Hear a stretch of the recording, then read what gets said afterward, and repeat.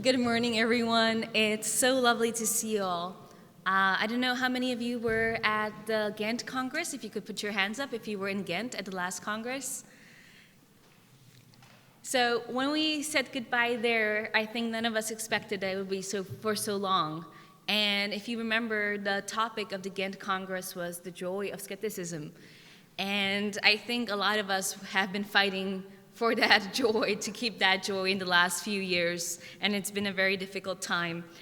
Unfortunately, we've also lost a lot of friends and loved ones and colleagues and people around us, and that has been absolutely heartbreaking.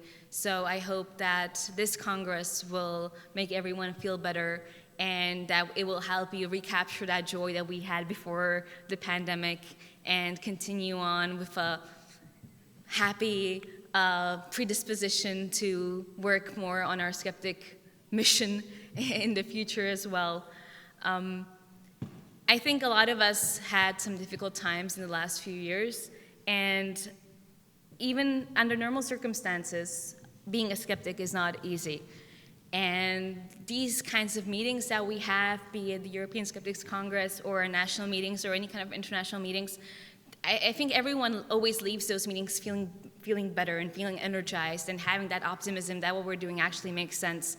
And even though we did get to see each other online, having this, being able to actually see each other in person, be it with fist bumps or hugs or just waves from afar, it's so much better. And I think that will recharge us again as we need to be for the future.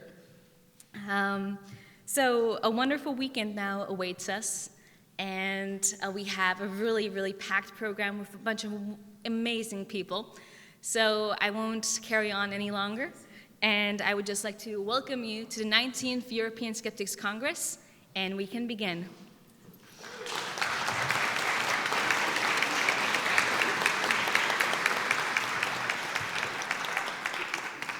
So normally in the opening remarks, as the chair of the European Council, we're supposed to talk about what it is that the skeptic movement is, what it is that we're trying to do, but I did not say that purposely because we have a whole panel devoted to that right now, and we're going to talk about that for the next 2 hours, so there's nothing I could say in those 10 minutes that will not be said in the next 2 hours. So to introduce the panel, here we have Pontus Böckman from Sweden,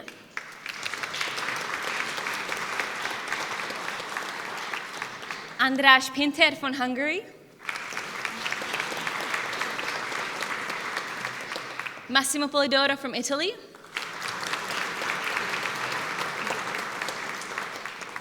Alice Howarth from the UK, and Claudia Preis from Germany, Amardeo Sarma from Germany, and Annika Harrison, also from Germany. We also have a special panelist that will make an occasional appearance, Luna Harrison.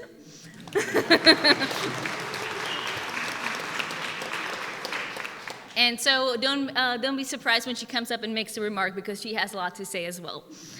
So at the beginning, because we have such a big panel, we decided to kind of do the sandwich method, which means that at the beginning, we're going to say how amazing we are, then we're going to criticize ourselves, and then we're going to say what amazing things we're going to do in the future. So that's going to be the structure of the panel. Always, the panelists will have some time to talk about their views, and then there's going to be a discussion amongst them, and also from you. Because I'm not sure how the microphone situation is going to be, if you have a question, please just stand up and I'll repeat your question so we have it on the microphone. So that's it for the instructions for how it's going to go. And I'll open up the floor. So if we could start from the end, from Pontus. If you could please give us a brief explanation of what you think our successes have been as a skeptical movement. Well, I think we have done a lot, and I think we are all very frustrated a lot of the time, but one thing I want to bring up is that homeopathy is on the way back in the big countries. Of course, we got rid of it in Sweden for a long time ago, but even now in the UK, in France, and maybe, do I dare say Germany, it's on the way, on the decline. And I think that's a lot of the work has been, I mean, it's not just the skeptics movement, but I know I'm talking for the Good Thinking Society has done a lot of good work in the UK, and I think it's spreading. So that's one of the successes I think we should remember. I also think we did a lot of good during the pandemic, encountering a lot of the misinformation, not always successfully, but I think we made an impact. Wonderful, thank you. András? I think one of the greatest examples of how well we're doing is that we're all here. And that I've always believed in the kind of collaboration that the European skeptics can build for themselves in the form of EXO, the European Council of Skeptical Organizations, and the biannually, well, not quite this time, but these congresses, where we can exchange ideas, we can work together, we can work on new ideas and try to make them work. But the most important thing in this international collaboration is to see the examples, the good examples that are out there in different countries. Pontus has mentioned a couple of them, but I've seen what the Italian skeptics can do when they put together something that is called CICAP Fest. It's an amazing festival of science and skepticism. GWP, the German skeptics, they have brought to life something that is called the Information Network Homeopathy, which helps a lot in tackling that problem that Pontus referred to. There is Skepsis in the Netherlands, and I won't try to name the other one, which is called the Association Against Quackery, if I'm not mistaken. I didn't attempt to do it in Dutch. We never do. None of us ever do. Yes. So those are amazing examples that we can learn from. And now we are trying to do something else. We are trying to encourage each other to come out with English material as well, which can be used in many other countries. That's a bit of a mania for me, actually. So I am bang on that all the time, that we need translations, and that can be brought about by a community like this. Thank you. So Massimo, please. Yes, well, I agree with you, because the simple fact that the skeptics exist and are bringing a message internationally, which never been here before, since before CICOP, it's something, because this is making a difference, and the network that we are establishing is very important, and it's growing more and more, and this is the direction that I think we all across the world, not only Europe, should start, as you say, to share things, and English is the common language for everybody. So I concur with you, Andrew. Thank you. Alice? I think we've touched on it a lot, but Sorry, the microphone is on. there we go. Hear me now? I think we've touched on it a lot, and I think the thing for me that the thing I'm most proud about when it comes to skepticism is the community that we have built, and we've built this community in lots of different countries, and that we can share this community amongst us, particularly in the UK. I'm super proud of how during the pandemic we came together as skeptics in the pub organisations and created this online event that allowed us to maintain that community throughout the pandemic. We've been running talks fully online every week for 2 years of the pandemic, and then every other week continuing, which will hopefully continue for a long time, to make that community accessible even for people who don't have skeptic groups in their local area. And building a passionate group of people who can communicate with each other is so important if we want to make these progresses that we're talking about. So I think that's one of the wonderful things that skepticism brings. It brings us all together, especially as the slightly weird people who like to understand science and to apply rational thinking to things. I'll just make a quick comment. Yesterday, we got to meet the youngest member of CICAP, the 19-year-old, sorry, what was your name again? Sorry? Sorry? Thomas. Thomas, okay. And my husband remarked, he looks actually quite normal for a skeptic. and we are so happy that we're also attracting skeptic youth such as yourself who look normal. All right. I don't know if it's really our achievement that I find the biggest. I think, but I choose to think we did that. We don't need to justify our existence anymore. Just a few years ago, when I told people what I did in my spare time, they asked, yeah, who needs that? And who believes in that nonsense anyhow? And now we don't get that question asked anymore, because it's very obvious the world needs us. It's very obvious they need more of us, and we're becoming more and more, and we're getting much better in integrating a lot of people, not just us weirdos who've been here for 20 years, but more normal people, more like mainstreamy people. We are becoming more and more mainstream, and I think that's a very good thing for us. Yeah. And of course, when I said weird, I meant in the sense that our interests, as you say, are strange, that we are misunderstood a lot of the time. Amardeo?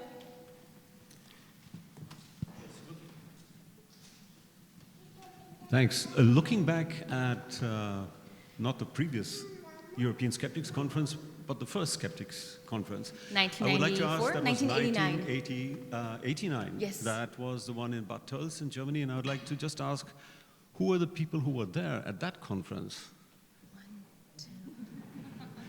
4, 5 in the back, Okay. 5. So we do have some people. I mean, this shows that we've, at that time, Massimo was there, and we have Tim Trachet, who's been at all these European Skeptics conferences that have ever existed. I've missed one, I must say. And I think the incredible achievement that we've had, that we still exist after so many years, and that we've been able to adapt to new topics that have come up. I mean, who would have thought that flat earthers would ever be something that we would need to handle at all? And we've had to do that. And I think we were all well prepared for the pandemic. In Germany, we had a special issue on myths surrounding Corona. And so I think we're there, and I would like to confer that we are required in the future as well. That's my conclusion. Annika? Yeah. Once you get a chance, I know.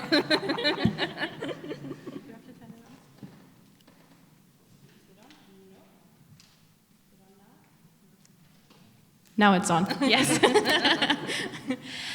Yeah, I would say our achievements are very broad. Of course, I'm a bit of a lousy position now because I'm the last one to say something.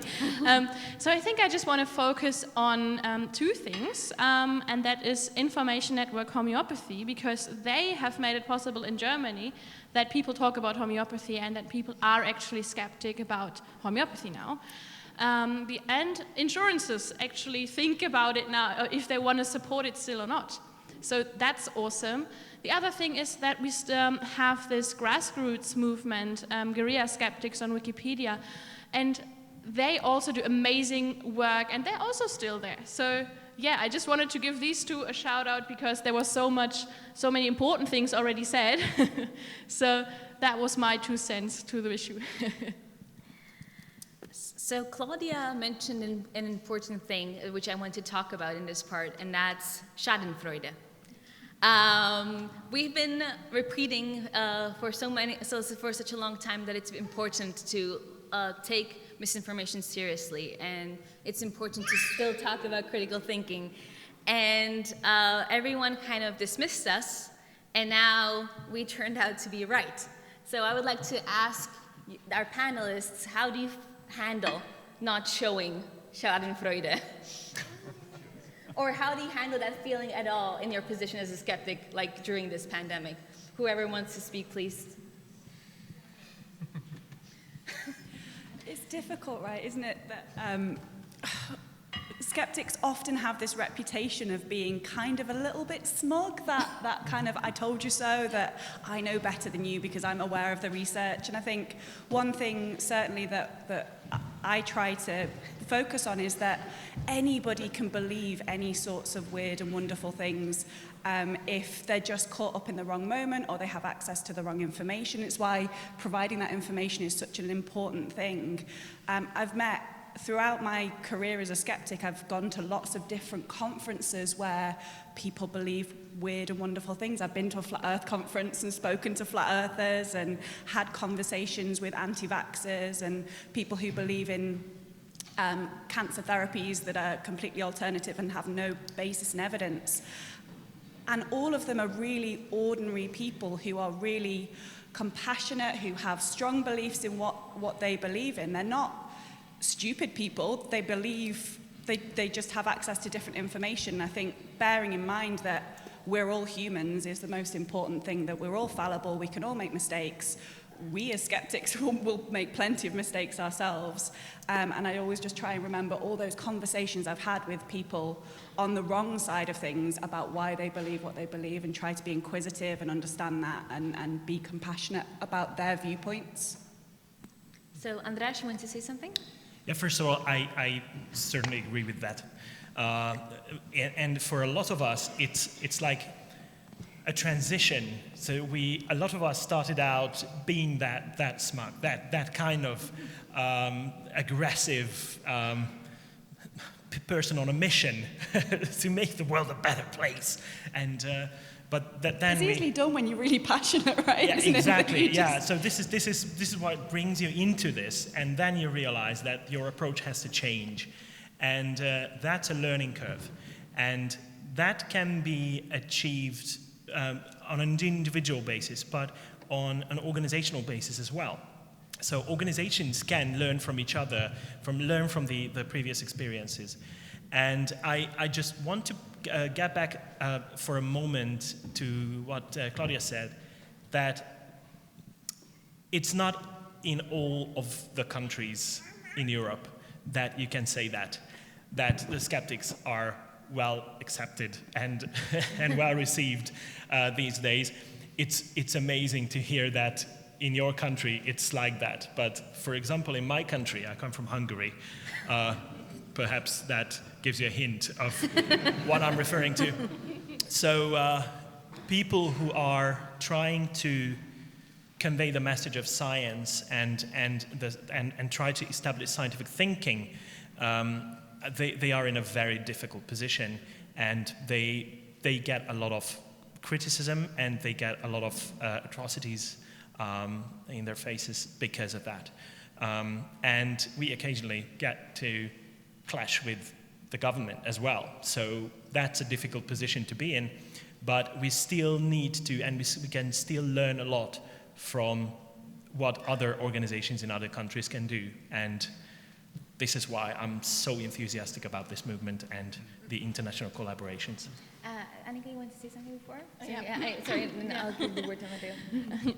Yeah, I think that, like, we all know that, but I think it's important to, like, yeah, we have Schadenfreude. We can feel it, but we should do it inwardly. And to the outside, we should pretty much be, as András said, be sympathetic and empathetic, because, like, there are people we won't ever reach because they don't want to be reached. But there are people that don't really know for sure, but they will side with the other side, so to say, if we say, oh, you're stupid, and we mock them. So that's why it's important that we still keep in mind the other person is also a person and is not a wrong one-everness instance. So yeah, that's what I wanted to say. And Amardeo? Yeah. I'd just like to build on that. In fact, when we started off, a lot of us were very young, and we came into at that time, and we came into the movement, and so we were told by our first president, who had a bit more experience than we had. She was Professor Irmgard Oepen, a medical doctor, and she said it's not about being. The question came up: we are too smug. You know, we said we are right, you're wrong. It's not about being right or wrong, but the fact that if people believe in the wrong things, they're going to harm themselves. And she mainly talked about patients. So this is also something that's extremely important for us to say, that it's not just we want to be on the right side of science or something like that, but it's also that by providing the right sort of information, we help people make decisions that are to their benefit, that they don't go and take therapies that are going to harm them, that they don't avoid therapies that could help them, and things like that. So that's a very important part of the mission, not just to be on the right side of things, but also to see what are the consequences for the people who believe in the wrong things. So, yes, I want to open the floor, please. Catherine?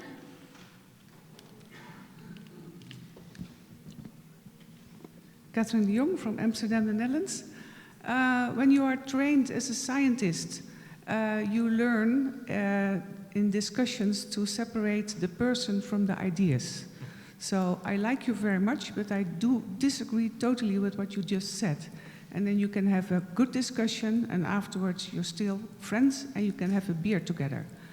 When you have a discussion with a homeopath, with an alternative healer, with somebody who is in, the wrong kind of deal, if you say, I do not agree with your idea, I want to discuss this with you, they take it as a personal insult, and they say, you hurt my feeling. This is something that I find very difficult because it takes away, it takes the bottom out of the discussion. You can't discuss anything anymore with somebody who said, you hurt my feeling when I'm just attacking their ideas. How do you cope with that? Yeah, so kind of to summarize, sometimes our beliefs become part of our opinions become part of our identity. So how do we separate that in ourselves, and how do we separate that when communicating with others? Yes, Massimo?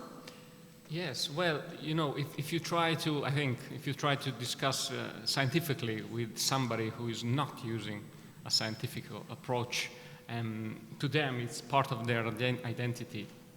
It's very difficult to find a common ground of discussion. So the angle that Claire was suggesting of the listening and be empathic and try to understand where they come from and why they are led to believe these extraordinary claims without any proof. Listening, more often than not, you understand that it is not exactly that specific claim that they are passionate about. It's something, it's more large, more wide. It's a view point on the world, on what is happening around us. And that becomes, as I said, an identity issue. And it's very difficult, as you say. But the confrontation is always lose-lose.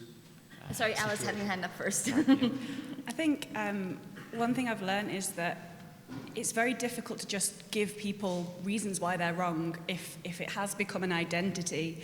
One thing I've learned is that asking questions about why they believe what they believe, and then gently introducing those more challenging questions. Okay, so you believe this. What would you say to people who think this is wrong for this reason? Or how do you resolve this? I'm struggling with this issue about the claim that you've made. How would you react to that? What do you think is the answer to that? And give them the tools to start questioning their own ideas. You may never make a difference, but at least it starts them thinking for themselves about things that they might not be otherwise challenged to think about, without directly challenging something that has become a big part of their identity, changing our tactics and just being a bit more gentle in how we approach things. Pontus? Yeah, I think you said it already, but I think listening, that is something we need to train on. It's frustrating as it is to listen to somebody who believes the earth is flat.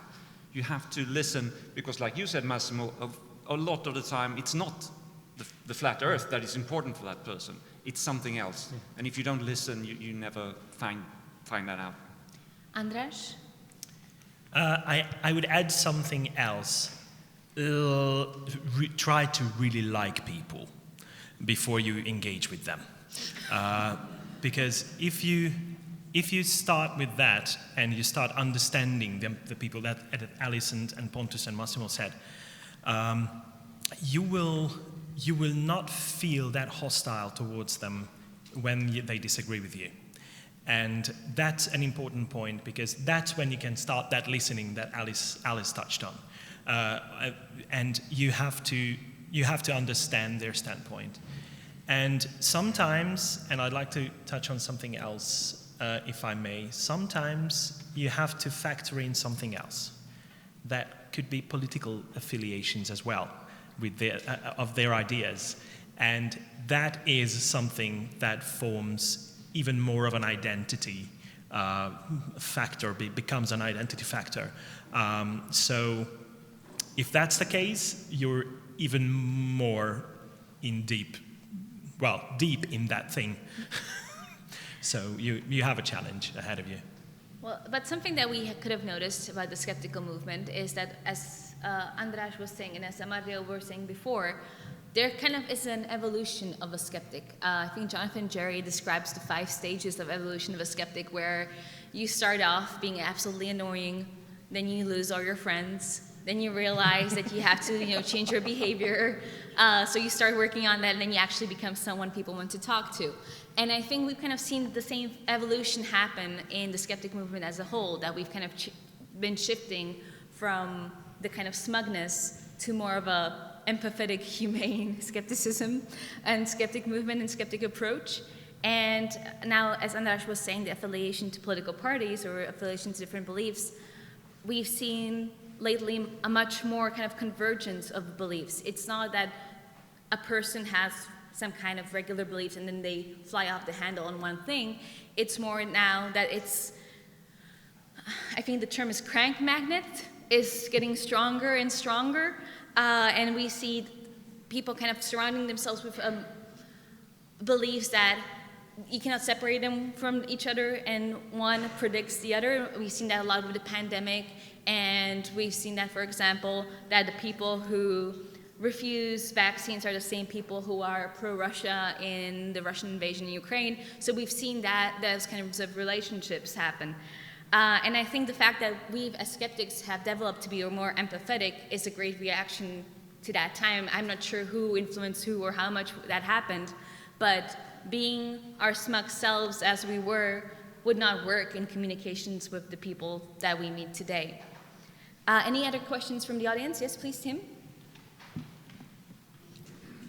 Yes, I should also insist about the need that we give information. Being a journalist, I always think that skeptics are extremely important for the media and the press. Should say that for journalists and probably for the people, skeptics are something like what Voltaire said about God. If we didn't exist, we had to be invented. I remember 30 years ago, when there were only a few skeptical organizations, it was very difficult for journalists to find good information from people who can comment about pseudoscience. Not only because few people know about it, but a lot of scientists refuse or are a little afraid to give comments. For instance, physicians, doctors, about homeopathy. There was a kind of omerta lately. We will not speak about homeopathy because homeopaths, some of them in our country were doctors, most of them, and they had to be respected as colleagues. Now the situation totally changed, and journalists are very happy that they can find good information. The only problem, I speak of course of journalists of serious media, and more people are now informed by non-serious media. Yes, please. My name is Leon from Geneva. Belief is a matter of laziness, just accepting it's true without any evidence. I would work for suppressing the word belief and replacing regularly in the language by think. And changing the words changes the minds. That's a very good point. So, yes, please go ahead. Want to give the microphone to you, or would you like to come up here, please? Thank you very much.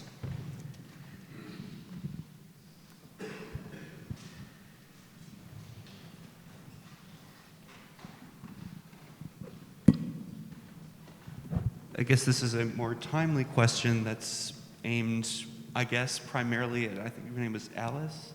The Queen passed away yesterday. now we have to deal with Prince Charles, who, as I'm sorry, we already dubbed him last night as the homeopathic King king. Charles III, actually. oh, he is now King Charles III. Yes. Yeah. Okay.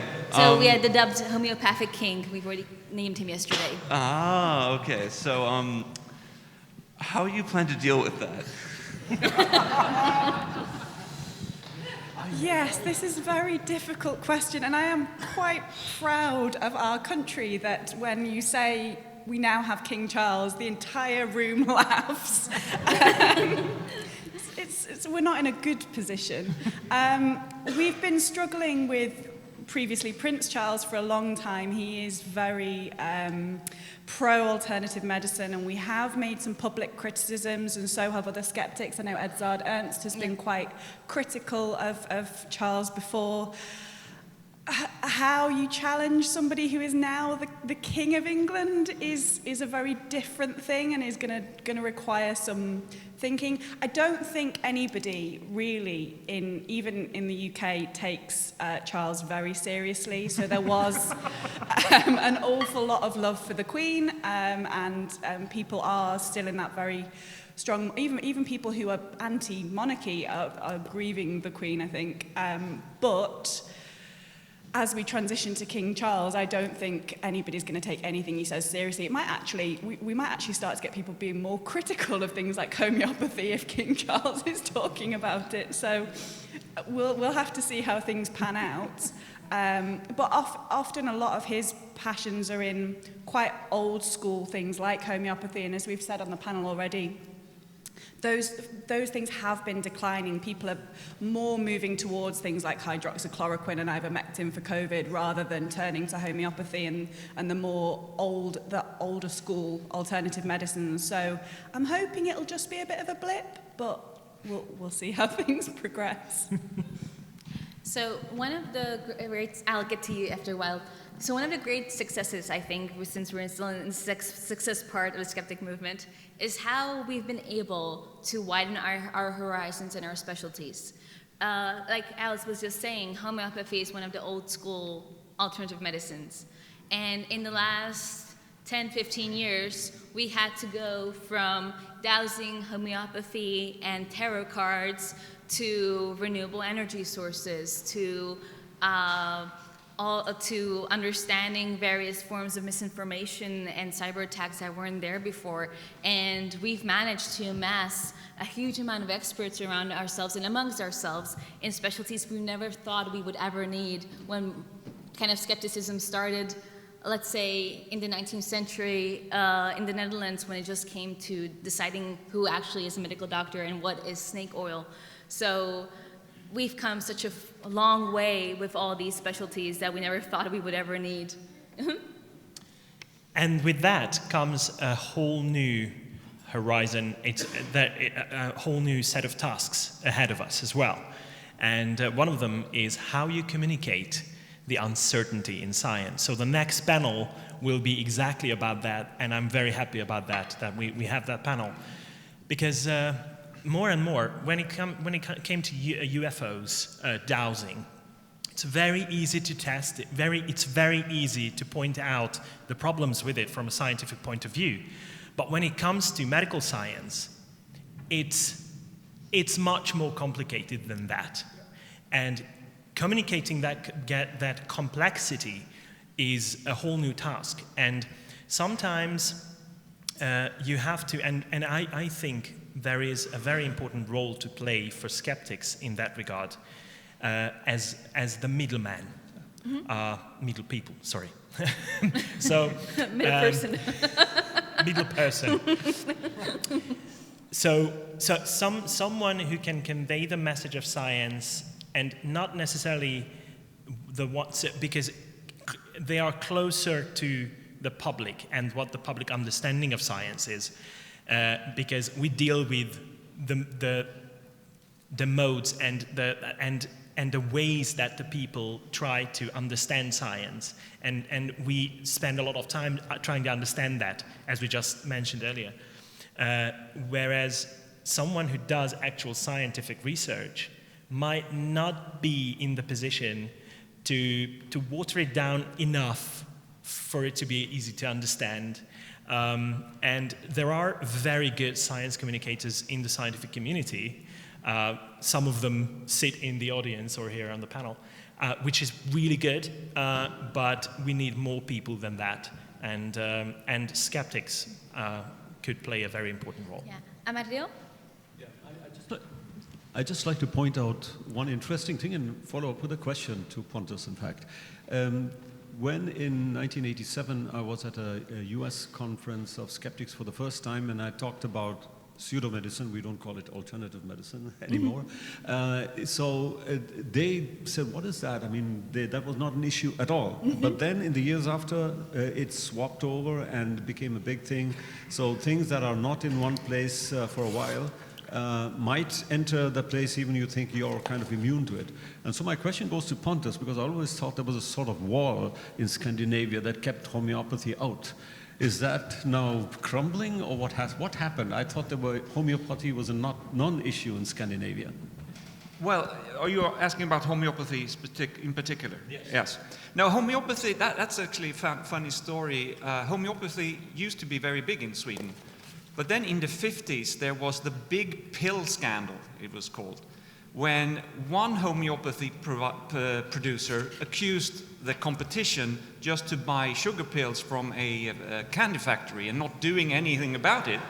And it went to a big public trial, and the defense, because it happened to be true, and the producer who was cheating, quote unquote, it's always cheating with homeopathy, but they came up with the only possible defense that they could come up with was that everybody knows it's just sugar pills anyway, so we're not actually, it's not fraud anyway. And that became the big message. And this was in the 1950s, and it ended up with them being convicted for fraud and a big pile of pills being publicly set on fire outside of Stockholm. And that was the end of homeopathy. They could never come back after that. So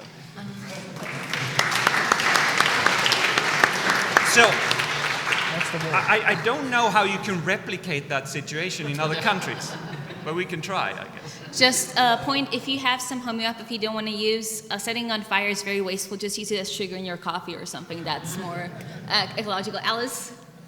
I just wanted to come back to András's point about science communicators and skeptics being that middle person between conveying science to a wider audience. I think it's a really interesting point, and it's really difficult as skeptics. I've met a lot of skeptics who will talk about wanting to be science communicators, wanting to understand the science behind things, and not having the confidence in reading the literature and getting their heads around things. We have a real problem in science that we have this kind of ivory tower mentality that our academic papers are utterly impenetrable to even other scientists sometimes, let alone a lay audience, and they're very hard to read. And I think it's something that we as skeptics could work on, is providing other people within skepticism tools on how to get our head around these complicated issues of, does ivermectin really work, or things that are new? How do we assess the scientific literature if we're not scientists, or we're not a scientist in that field? How do we read those studies and talk confidently about the science? Because that can be a barrier to communication. Yeah, and also I think we always have to try it between, so our scientists that are doing research and working in universities and labs and so on, are they here to refute bullshit for 50% of their day, or should they be doing research and we are the anti-bullshit league and should be refuting this and build on what they do, because their actual job is, let's say, a little bit more important than ours. So yes, we are pro-science, but we're at the major part, we're anti-bullshit, and that's a very important job because we're the science hooligans, not the science fans. We're the ones who have to go out there and do close combat, and I think we're very skilled at that, and sometimes the smugness helps because it makes you like get riled up and be really aggressive. Sometimes that we need, because if you don't feel strongly about the bullshit, why would we go out and fight it? We could just ignore it, and that's what people who are doing research do for most of the time, because they have to. Go ahead, Alice, Annika, Amardeo. It's something I have to tap into a lot when I'm writing articles or things for the podcast that I'm on, is I find it really hard to write about a topic if I'm not angry about it. I have to get angry first, and then I can sit and I can write 2,000 words in 2 hours flat. But I need that passion to really get connected with the topic and to do that deep research. And then I'll try and tone it down and not be too angry in how I communicate it. But the anger really helps you get into the research. Definitely. Hashtag angry researcher. Yeah, hashtag angry researcher. But yeah, that is important to then like take a day, go back and like delete all the curse words. Yes, definitely. Yes, that's very important. I am going to get a t-shirt with Science Hooligan on though. I really like that. Sorry, that gentleman had his hand up before, and I'll get to you right away. So, Amardeo, Pontus, the gentleman over there, and this lady here. I'll just make it very short, commenting on what Claudia said. Actually, Martin, when he's called, very often says, "Who are we? We are the garbage collectors of science." Very nice. Garbage collectors, hashtag garbage collectors of science. Pontus. I prefer the science hooligans. No, I'm thinking, I'm listening here to Alice, and I know you're a real researcher. You do science. That's great. That's great. And a lot of you in the audience do. I do not. I'm a finance guy. So that leads me to the thing is, why should people listen to me? So I'm not an expert in any of the subjects. And Alice, brilliant as you are in cancer research and things, there are things you don't know anything about. And that's the thing. I'm like a lot of the communication I do, especially through the podcast and the Skeptic magazine. I'm not an expert in those areas either. So it's finding the confidence without being arrogant to talk about things outside of your expertise. My point is, we need to get skepticism recognized as a skill in itself. Because what I can bring to the table is not cancer research or anything really scientific. I can show you what's debit and credit and how to make a balance sheet, but that's like a magic on its own. Yeah. But the thing, I am sort of an expert, or beginning to become an expert in critical thinking, recognizing logical fallacies, and so I can recognize bullshit even in sometimes I can in areas that I don't know much about. But how do we tell the public? How can the public respect my knowledge in that? That's the challenge, I think. Okay, so just the panelists go ahead, András, and then we'll get to the Sorry, people from the audience. I'll give you the mic later. So I just wanted to reflect on that because a personal story, if I may. Gábor Haskó, who used to be the chair of EXO, and before me, he was the president of the Hungarian Skeptics. And I was struggling with that confidence that Alice was talking about when I was talking about pseudoscientific stuff. And he came up to me and said that what the skill set that you have is very specific. That makes you, if not an expert, but a person, a go-to person when it comes to pseudoscience. Because you have the knowledge that equips you with the skill set to spot it out and point at the things that make it pseudoscience instead of science. And that was a bit of a confidence boost for me. And now I'm sitting in his place, and so he was confident. His confidence in me grew as well, so that he could leave when he felt like he had enough. And hand you the crown. It wasn't a crown, and I wouldn't want that anyway. I know. The only monarchist in the room says. So yes, I hope it can help someone else as well to boost their own confidence when it comes to communicating pseudoscience. Okay, so we have the two questions from the audience, the gentleman in the back and the lady over here.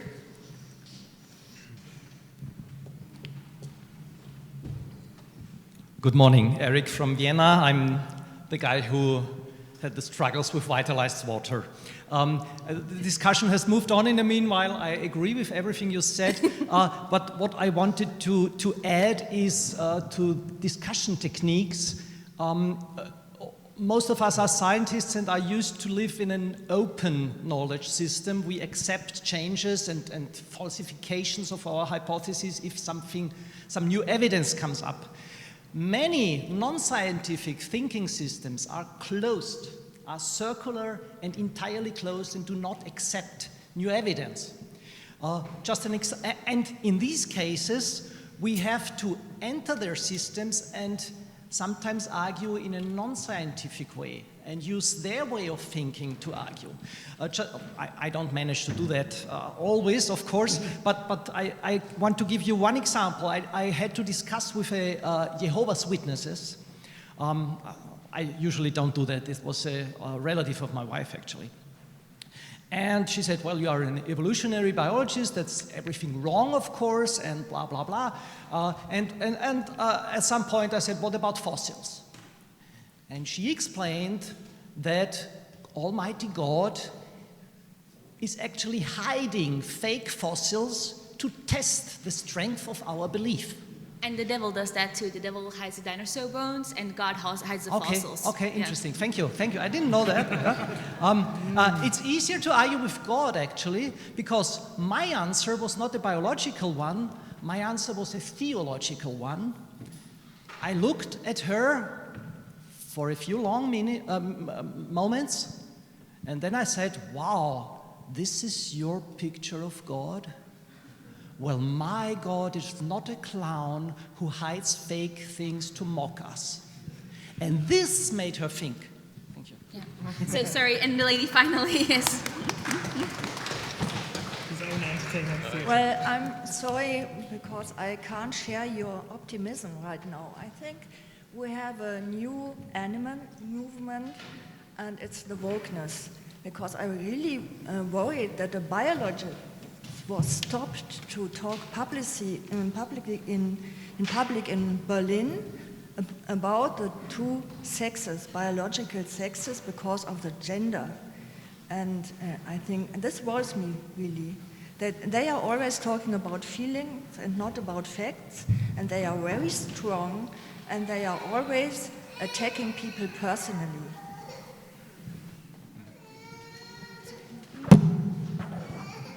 So, anyone want to react to that?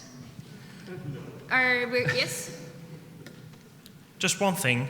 Biologically speaking, so I'm only trained as a biology teacher, so I'm not a biologist. But to my knowledge, biologically speaking, the two sexes are, well, actually not two. So it is a spectrum of things, and even in biology, even though the most frequent things to come across are either one or the other, not something in between, but there are those in between as well, from a biological point of view as well. So I think it's right to communicate that in the science curriculum, but who am I to say? Yes, Alice? I think generally speaking, it's something we've touched on so far already.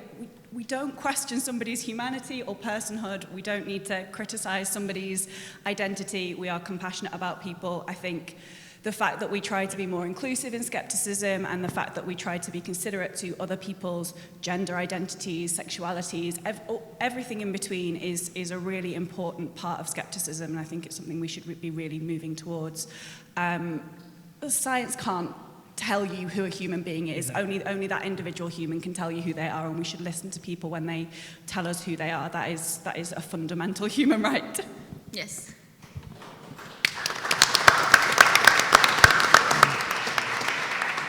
And I'd like to add, if you want to criticize something, especially something that sensitive, and referring to science, please make sure that you get the science right first.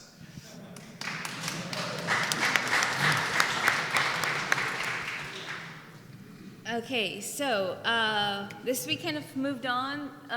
So we can use that as a bridge to move on to the second part of the sandwich, the middle part, which is the criticism of ourselves, which is important because so far we've all heard, I absolutely agree with everything you said, I agree with everything that has been said. So let's talk about the things where we might not agree or where we could do better or the mistakes we've made.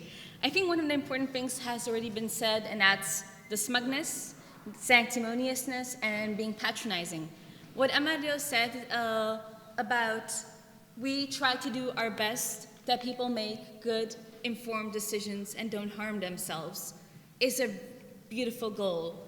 And how do we reach that goal without sounding like parents to the public? So, and do we sometimes cross over the border into sounding like parents?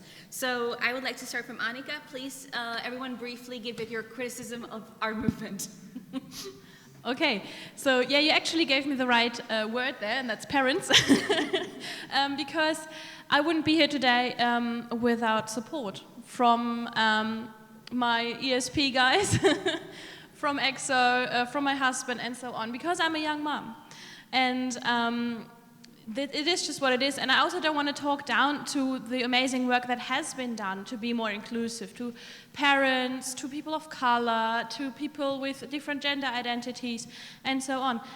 But there's still a lot to do, I think, to include everyone who maybe also doesn't have the support that I have.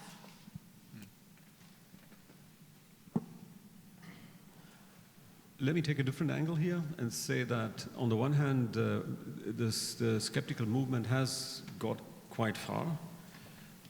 But on the other hand, I think we are not quite there where we should be. Mm-hmm. So we should have actually a situation where every country has enough resources to have a running office, to have PR departments and stuff like that.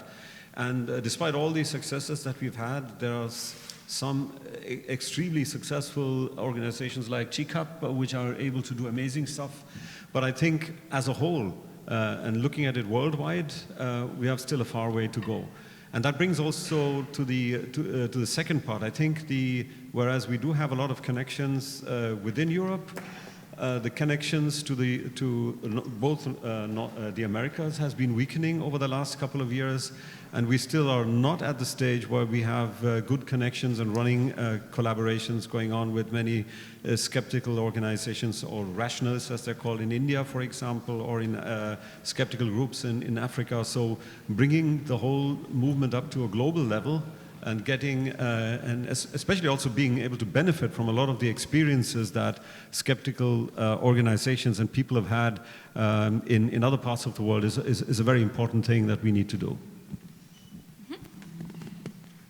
I'm going to say something else that's not so much going outward, but inward. I think we're not very good at housekeeping with our energies and like promoting self-care when we're doing most of us feel like they're solo adventurers against an abundance of adversaries out in the world. So because there's so much people who believe and spew nonsense, there's so many things to refute.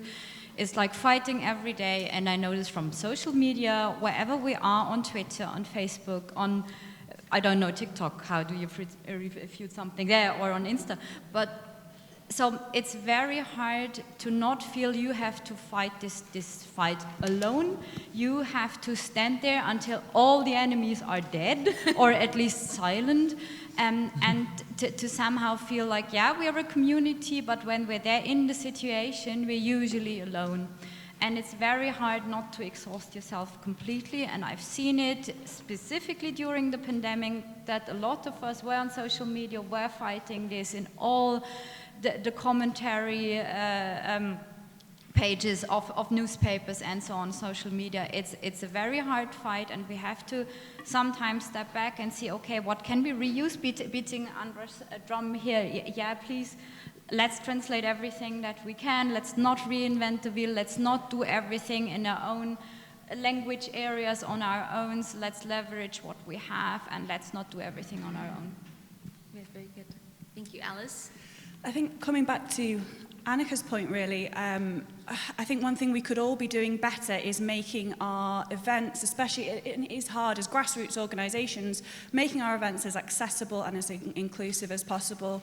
It's something that I come up against quite a lot as a disabled person, that it is very difficult to get people to recognise the difficulties that different people will encounter. And we will think very quickly and easily about the really basic level stuff, like making sure that we have step-free access and things, which we don't do enough of that at all anyway, but to take that a step further and to consider people with other mobility issues, to consider people who might need quiet spaces if they're autistic or neurodivergent and have sensory processing issues, just considering lots of different accessibility issues from lots of different angles. I think we struggle with the number of skeptics in the pub events I've been to where I have to climb a flight of stairs so that I can give a talk, or have to contact organisers to say, can you make sure that there is a stool available for me so I can sit down partway through giving a talk, is having spaces where we're actually having those conversations and thinking about it. We're never going to get it perfect and do it right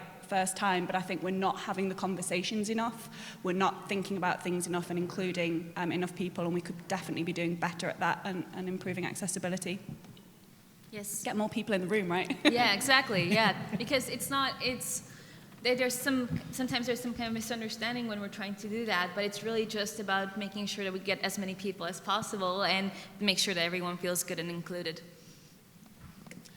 In getting back what we were saying before about the need for reassurance about how when we talk in public or when we talk to somebody else about our competence, which is a good thing, but the risk is also in portraying ourselves as experts in a field where we maybe at best we have read a few books, at worst we've seen a few videos or a few posts, and or written or produced them, whatever.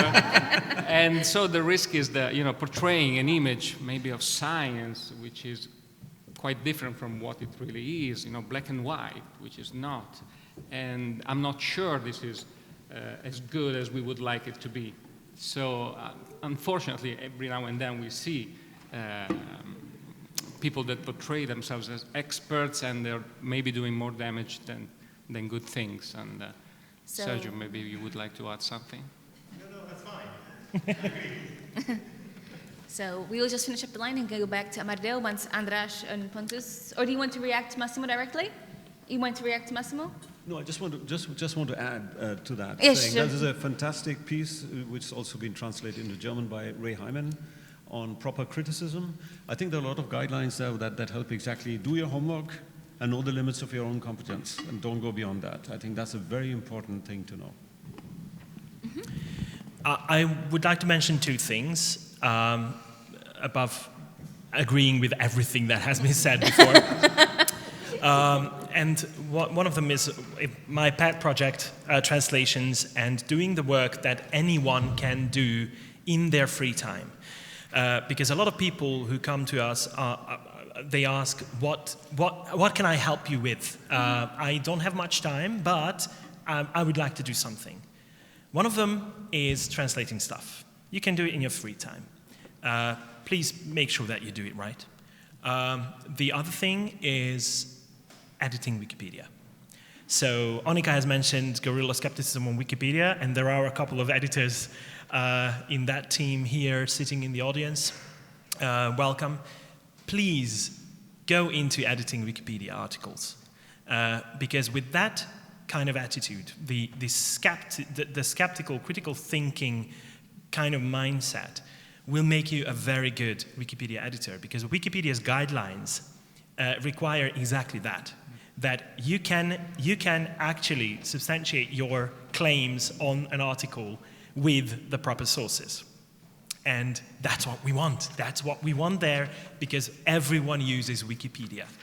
And especially the English language Wikipedia is in a pretty good shape, because the community is much larger. So if you write something and it doesn't make sense, it will get weeded out very, very quickly. But in some languages, with much fewer speakers of that language, the problem is that there is no editorial activity of that kind, and you have to make sure that whatever is there is right, and there's a lot of work to do. So that's one thing. The other thing is trying to enable, if you don't have the time, but you have the financial resources, please give it to the organizations so that they can afford employing people full-time doing the skeptical work. Because we have seen a couple of examples how much can be achieved, how much more can be achieved if there is at least one person in an organization who is doing that full time. Because from an organizational point of view, being in touch with the public, being in touch with media, and doing even some lobbying, that is very important. And there are good examples from GVUP to, I think, CHICAP is among them as well, and to the Good Thinking Society in the UK. Look at what Marsh has done since he's been employed by the Good Thinking Society. Absolutely amazing stuff. And that makes a difference. So if you can afford that, please support the organizations and help them with that. Very good. Pontus? I think that we as a movement are we spend a lot of time firefighting. So we're running from UFO, the subject of UFOs, to anti-vax, to anthroposophy, and fake news maybe in the same day. And we're really working very hard at that. But I think that we will never win if we take only that approach, wrestling down one subject at a time, because there are more subjects, more bullshit born every day than we can ever address. So that's why I think education is so important. That's why we tomorrow have a session on skepticism in the classroom, because we need to give everybody the skill set to recognize bullshit, so that we don't have to go out and wrestle down each stupid claim. And so we should continue doing the firefighting. We need to do that. We need to talk about anti-vax sentiments and why that's stupid and why that's wrong and dangerous. But we also need to give everybody the tool set to recognize bullshit. Okay, so to summarize, I'll get right back to you. To summarize, we don't have enough money. We don't have enough people. There is more work than we can absolutely ever handle. But there are ways that we can somehow manage that and mitigate that.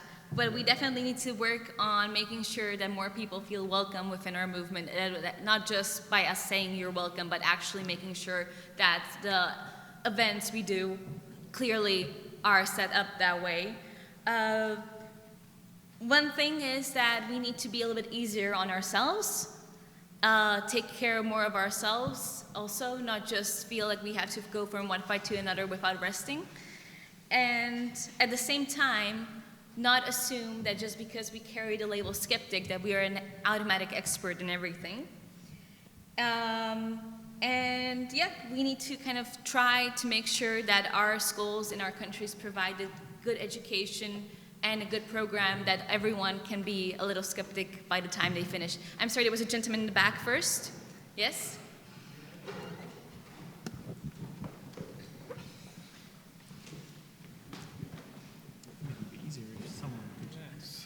Walk around with the mic. Thank you. I'm a vaccinologist, and the problem is that the discussion during the pandemic went worse and aggressive, and we had a medical doctor. She was engaged in informing about the pandemic, about vaccination, about treating COVID patients, and she was very aggressively addressed by anti-vaxxers.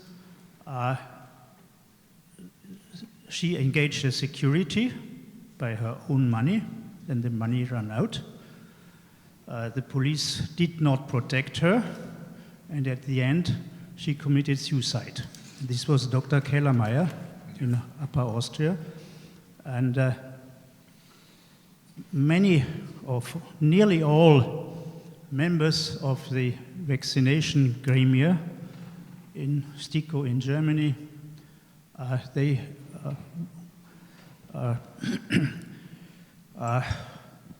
withdraw their address in the official registration because they all were aggressively attached by the anti-vaxxers. Maybe this aggressive now is collapsing, but is still there.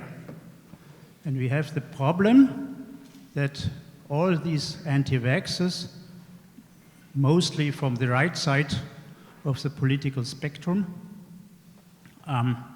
continue to be aggressive, and this is the problem we have.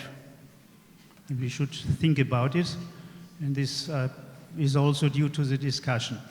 They disagree with facts, for instance, with homeopathy. It is well published in Nature.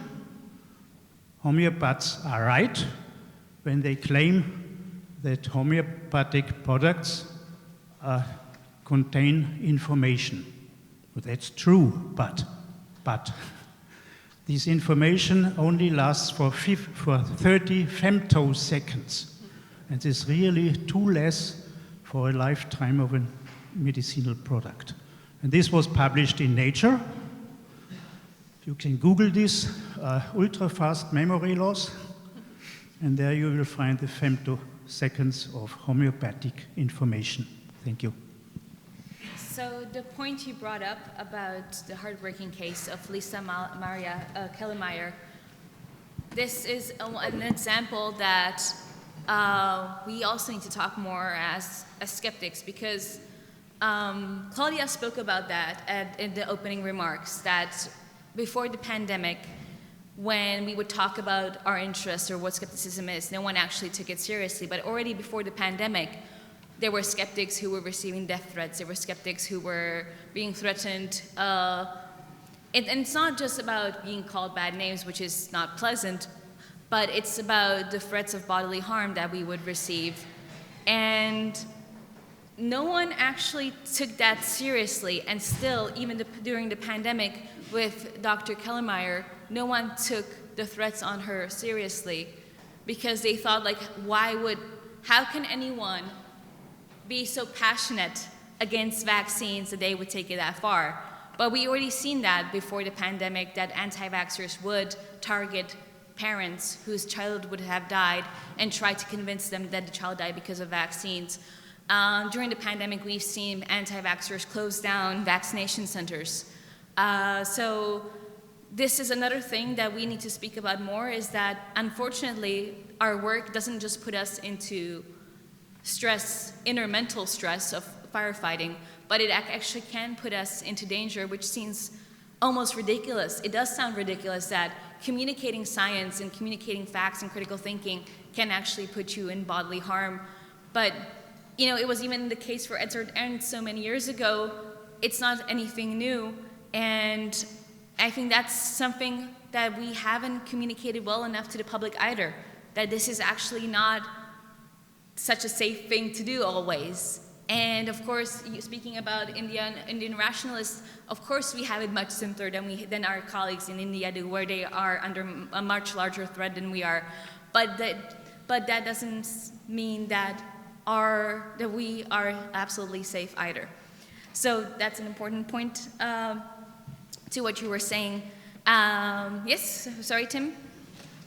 I wanted to make a remark. You say we need more people. I don't disagree with this, but I have in my organization more than 1,000 members.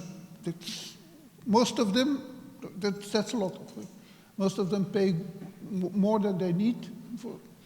They are sympathetic. A lot of people want to do something, but we need more. I'm a little frustrated that we have no more competent people. Let's say people who, people who are not only real experts, but people who really read, study, investigate, write. That's you need, of course, not always be a real expert, but even if someone say, I want to be more active in skeptic movement, they say, begin to read some books about that or that matter. Now, it becomes difficult to read a book, even for some people who call themselves skeptic. I don't know, I'm a little frustrated because only very few people like me who do the real theoretical, scientific, let's say, work. And that's, I don't know, it's the situation in other countries. Okay, András, you want to react to that, so please, and then I'll give it to you, and then to you. Mm-hmm. Yes and no. So, yes, you're right, we need more people with that certain competence, but we need people with other kind of competence as well. Because for running an organization, we need people with administrative skills. And those are not necessarily the same people whom you are referring to. And so we need managers. We need people who can actually pick up a project and run with it and actually make it work and delegate. And that's a whole area of different skill sets that we need. So I would not dismiss anyone who's not an expert in any scientific field or being able to.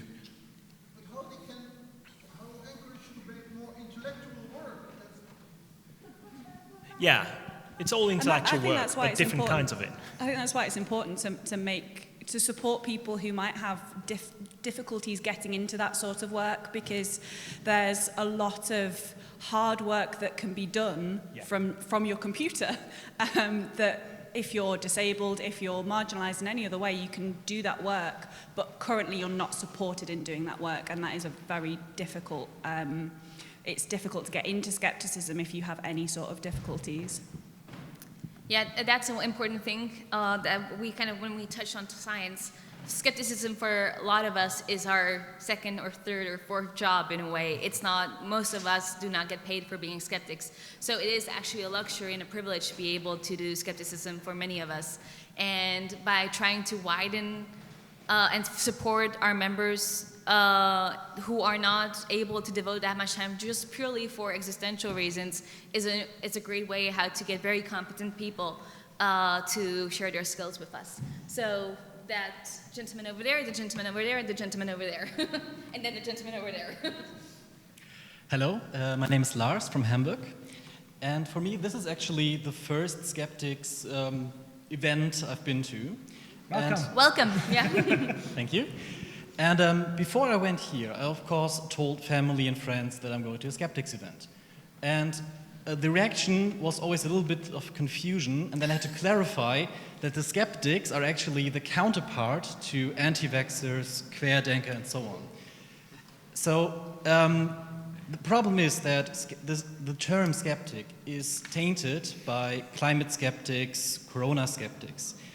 And what is it that we as a community are doing to counteract this, that the term is just tainted right now, and how do we communicate that the counterpoint to these anti-vax movements are not just scientists, because a lot of scientists don't actually know how to talk to these people. And we have to clarify that the skeptics are the actual counter-movement, not scientists, even though a lot of them are the same.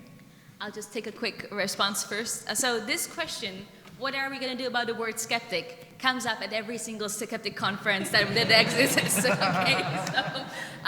So as you can also see, a lot of organizations do not use the word skeptic in their name. Here we have the Organization Against Quackery, the Organization for Untersuchung,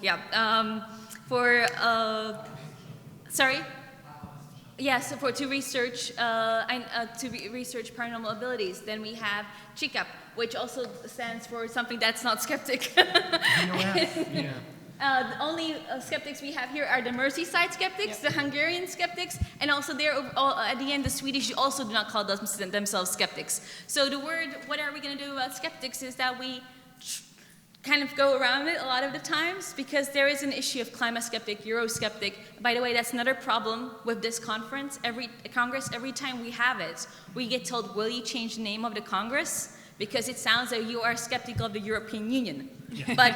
But the name, it comes up every single time. Annika, who was sitting here, she asked me, my colleague said, it sounds like that you are European Union skeptics. I said, I know, but it's been the name since 1994 or 1989, I mean. So, yeah. And at some point, even the URL that we used for the European Skeptics Congress was Eurosceptics.con. So that was a little confusing. Yes, that was very confusing. Sorry, yes, Alice. So what we use the name skeptic, and we use the name skeptic everywhere. So I've got a podcast called Skeptics with a K. We've run a magazine called The Skeptic. We've Merseyside Skeptic Society.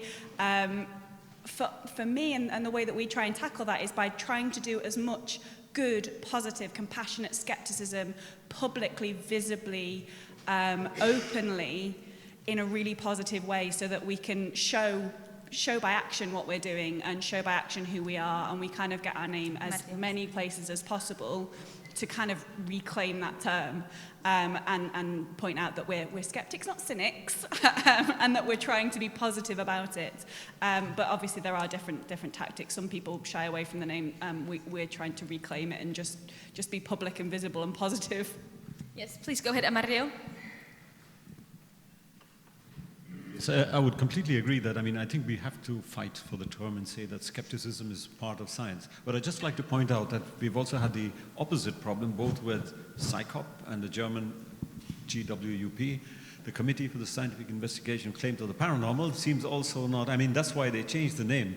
So it's very difficult to say, and even if you say we are the scientific Germany, the scientific committee to investigate parasciences, they sometimes think we are for it. So, yes. You don't get away from this problem anyway. So I think you have to fight for the term, whatever you use. It's a nice, catchy term, and it's very short and to the point, and once you understand it, it's very clear.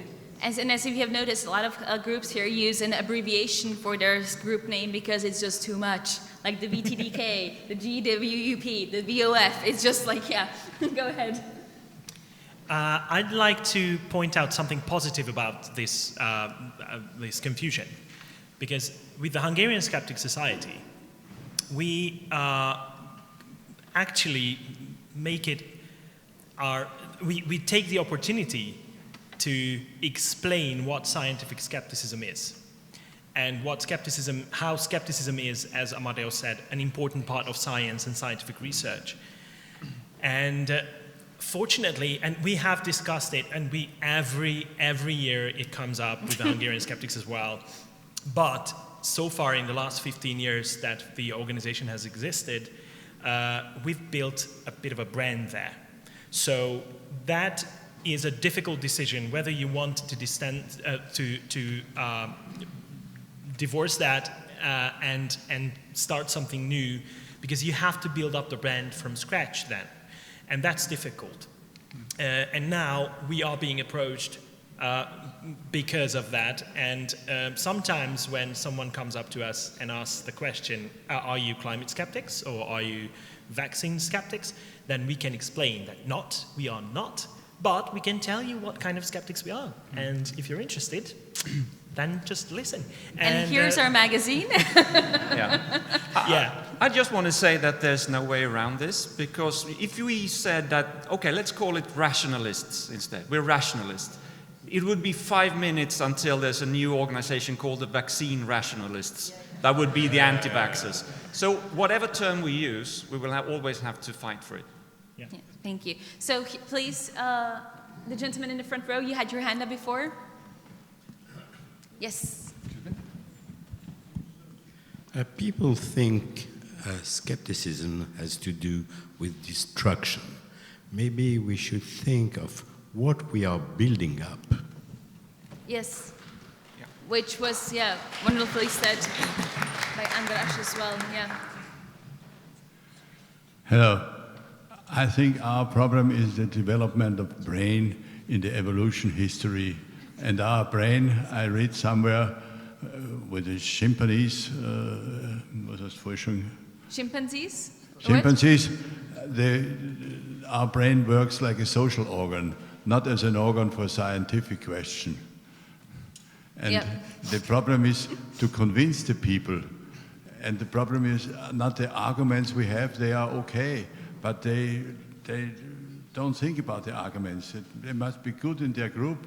And if someone believes that the earth is flat, he is in his own bubble, and the earth is flat, and he is happy there. And then we say we are skeptic. Not? And this was a speaker before said, the word skeptic is a very good word. It has good connotation and is quickly used for everybody who wants to declare that his opinions are very reasonable. He says, I'm skeptic. Yeah.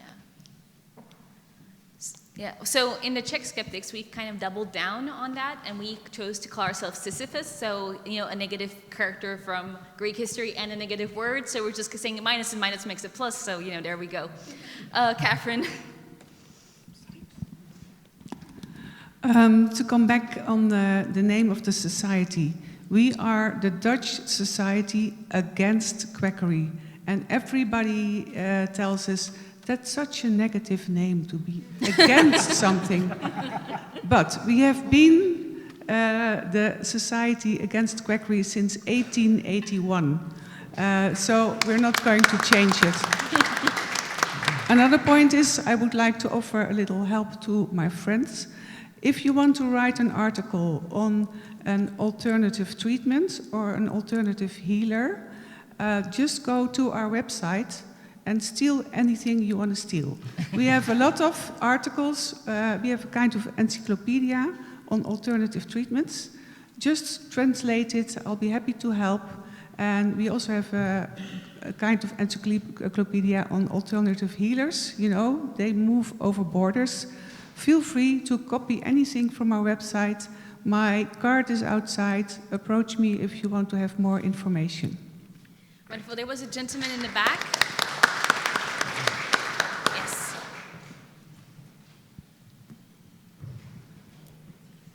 Hi, guys. As a complete outsider who's actually just accompanying one of you, I would like to give you my outside view. I think there is a bit of a danger in overestimating your media reach. I think that when you hear about skeptics, like all the time, every day, Eurosceptics, Corona skeptics, and so on, yeah, I think it is very hard to kind of override that. Yeah? You will not have the clout in the media to do so. So I think an approach like the Good Thinking Society is very viable, though I would absolutely accept the charming statement of the lady before me. I mean, if you have such a tradition and just say, that's the way it is, and we accept it, that we have to breach that wall, that we sound like Eurosceptics, Corona skeptics, and we always have to explain, that's okay. But I don't think it will be possibly done or doable with a short to medium time horizon to override that view in the public. I mean, I was glad when I told somebody to come here that it's not the European Song Contest. That's also another problem, by the way, with the ESC that comes up with European Song Contest a lot. But the word with that kind of history, please correct me if I'm wrong, but I think 1976 was when Psychop was founded. So that was the first time the word skeptic was used in the name of an organization. Of course, there are much older organizations, skeptical groups. Yes, and then, yes? That came from the National Inquiry, Yeah. So in a way, we've used skeptic first, and we can't change our name every time somebody steals our word. It's ours. We used it first, and not really. It has been used for thousands of years, actually. No. I mean, of course. But I mean, in the modern sense of the word, in the modern skeptic movement, we were the ones to have it first. And then, of course, it got misused, it got misunderstood. And, of course, I don't doubt that part of that is our doing by sometimes looking or behaving as cynics or behaving as people who just are complete deniers from the first kind of point. So I can see how that got misused also with an unfortunate contribution of our movement. But renaming everyone who's had a big tradition, I think it's better to fight for that word. I mean, look, the gay community reclaimed the word bitch in a way, sorry for that is now used among women as almost a term of endearment. So I think we can manage skeptic as well. And this happens in with pseudo-medicine all the time, anybody who spends any time looking at alternative and pseudo-medicines will see, as soon as there's a new scientific term, the alt-medas jump on that immediately. Yes. So everything is an immunotherapy now because we started talking about immunotherapies, and everybody's on board with nano and quantum and all of this. They will jump on those terms no matter what term you use. So we just have to be steadfast in who we are and lead by example, I think. There was one more question in the back. Yes. You're here. Oh, it's home. I didn't see you there. Okay. Yeah. One quick wish I would have to the skeptic movement, which is maybe not so much of a problem in the organizations, at least in Germany. Within GWOP, we seem to be handling this quite well. But I see lately a tendency to just, within the skeptic movements, to just hit each other over the head. And even if it's just you are too compassionate or you're not compassionate enough. And I think these are all things that we can tell each other behind closed doors or in a private message, but we shouldn't have those fights in public because that doesn't do us any good. That's actually a really good point that you're bringing up. To what I think I'll just return to the panel, which we have here, and I'll get back to the audience in a second. To what point do we criticize ourselves publicly, and from which point do we take it behind closed doors? I absolutely agree. I think that there's certain things that it's worth challenging publicly. If somebody is doing something that is fundamentally very problematic, then being visibly anti whatever that is very important, and taking a very visible public stance is very important.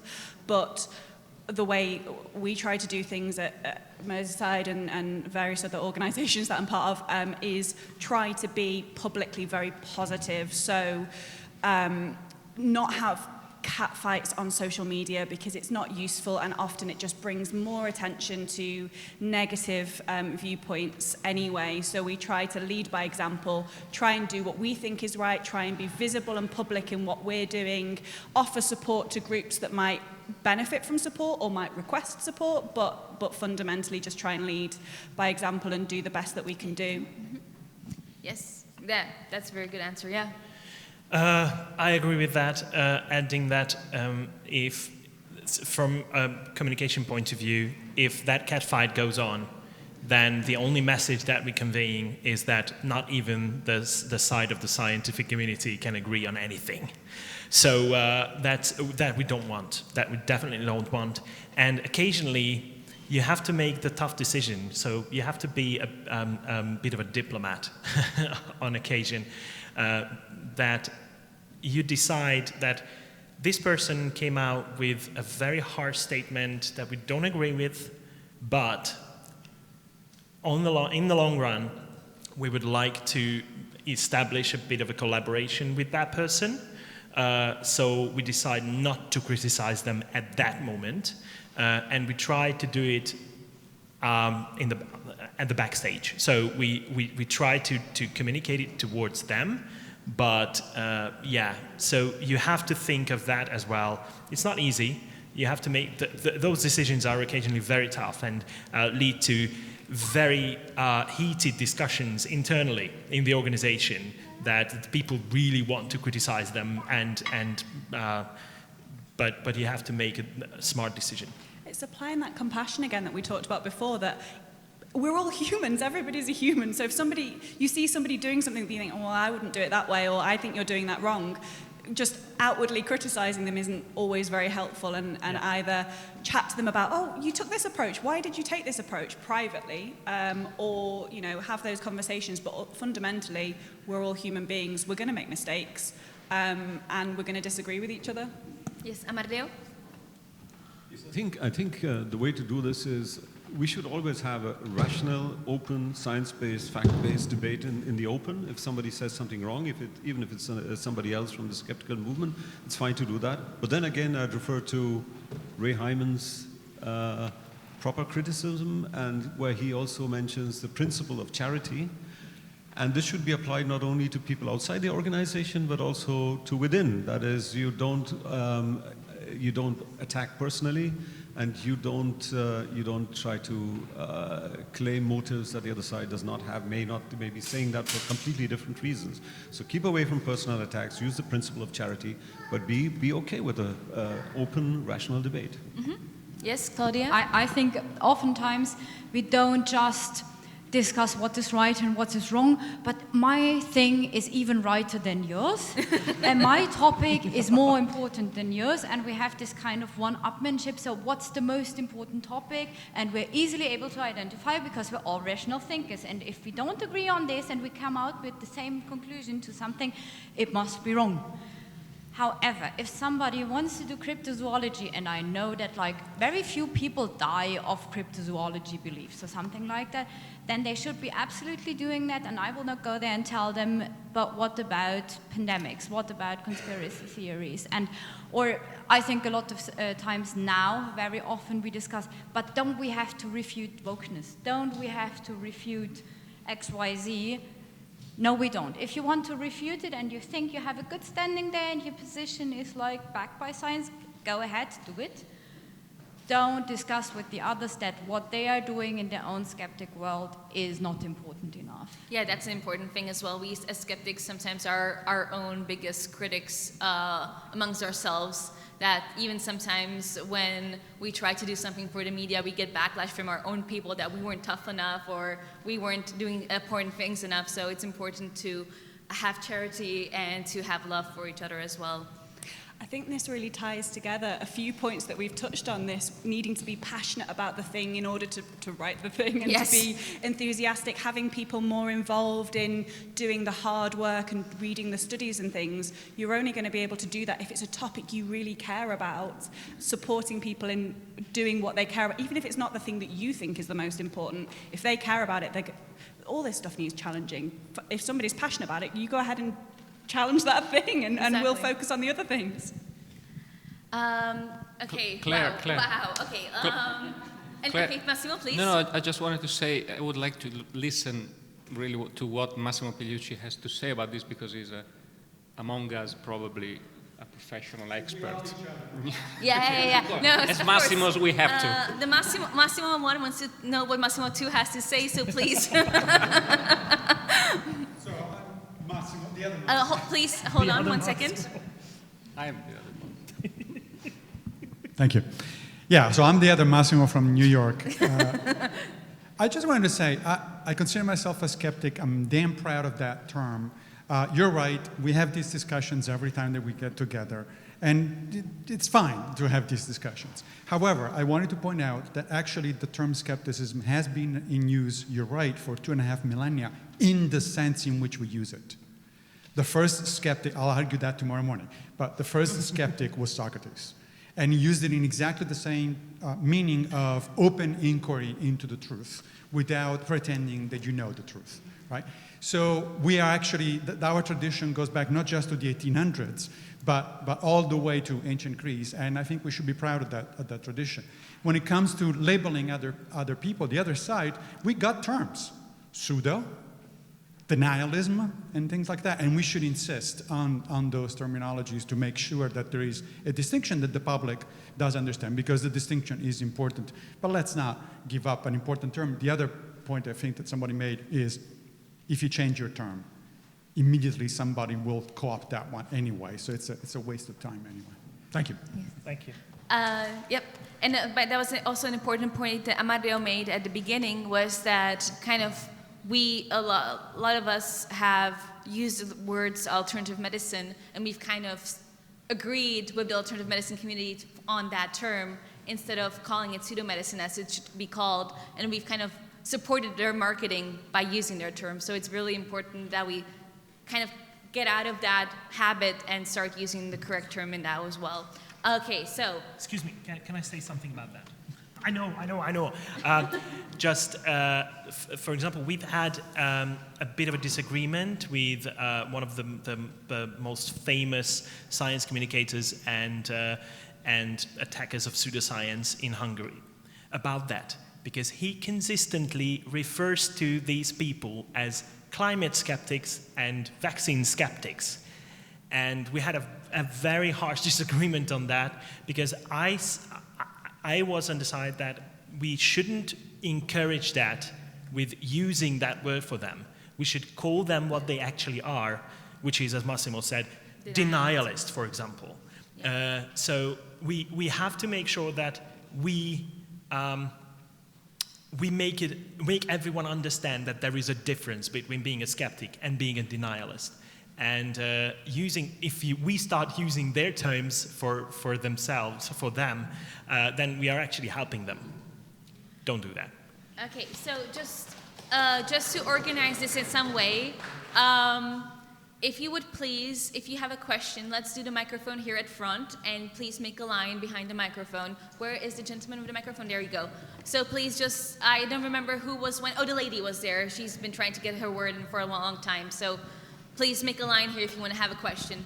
So often when discussing with people, I have lots of facts available, and it's not just only the facts that are like the problem, but it's just that it's socially unattractive or morally unattractive to change your opinion, especially if people are like older than me and I start discussing with them. I have the feeling that just the fact of like maybe saying, yeah, well, what I've been thinking for, I don't know, 10 years or even more is now really socially and morally unacceptable.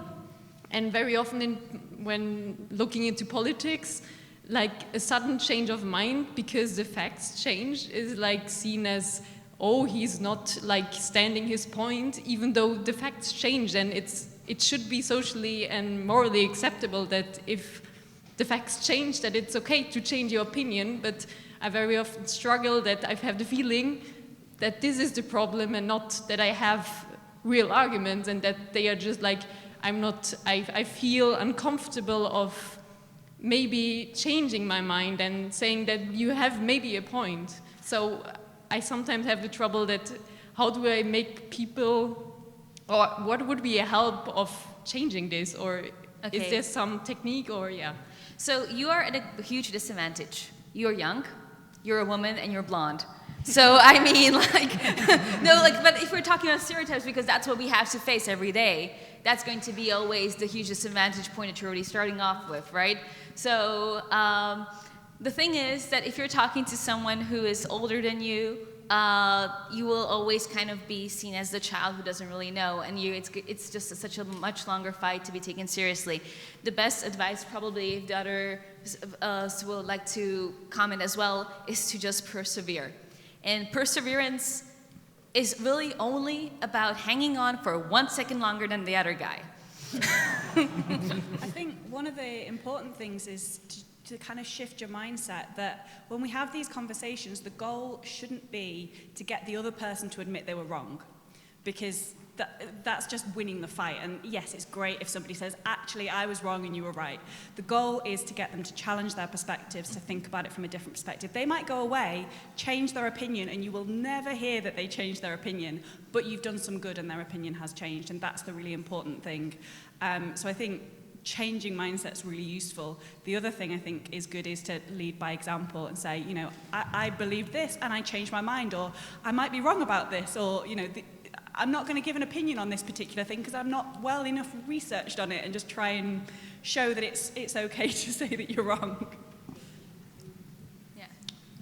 Okay, hello. So my question is about mixing morality and science. So here in Skeptics, we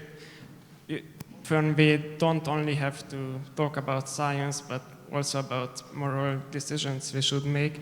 And, you know, famously, science might tell us facts, but it doesn't tell us how we should or how we ought to act up on those facts. And as we know from Hume, you can never go from an is statement to an ought statement. So my question is, when communicating such things, how do you make it clear that where does the science end and where does a value judgment come in, or where does your morality come in your reasoning? Mm-hmm. Please, Claudia. I think, and I know this will be very hard to accept for some people in the audience, you cannot make a full demarcation between science and our core beliefs. I'm very sorry to say this because some of this is informed by each other. So you cannot always, yes, of course, some stuffs are very black and white and some things are not very black and white. And I would invite you as a gentleman sitting right next to you and have that ethics discussion with Nikhil in one of the breaks. And I think the only help we have is to be very aware that our positions are not just informed by the knowledge we have and the facts and the science that we have, but also by the backgrounds that we grew up with, that we see, that the society that we're living in, and try to ask ourselves, is this also informed by my personal morals, by my society, and so on? And don't trick yourself into believing that everything you think are facts.